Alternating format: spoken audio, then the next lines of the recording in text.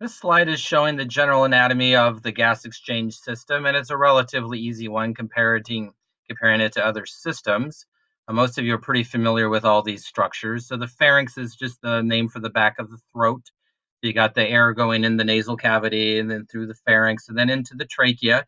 The trachea has rings of cartilage to help keep it open, and it's shown in the picture. It doesn't show very well the rings of cartilage on the bronchi. The bronchi that go to each lung also have rings of cartilage, but when you get down to the smaller bronchioles, they don't have rings of cartilage. They eventually disappear. And then you have the alveoli, those little grapes, which we already discussed at the very end, grape-like structures at the end.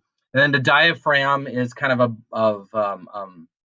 a dome-shaped muscle. And so I like the way they kind of show it like an upside-down V here. It's kind of always kind of called a dome-shaped muscle at the bottom of the lungs, which we'll talk about on the last slide, how kind of that works to move the air in and out of the lungs. It's a lot more than what you might think. One thing I want to go over now, this is a good time, about how left is right and right is left. Left is right and right is left. When you're looking at diagrams, and this is the first time we kind of come across it, and not so much in this diagram because it just says lungs. But if you look at some diagrams on the internet, you might see it labeled right lung or left lung. And when you look at it on paper, you go, it looks like they got that backwards.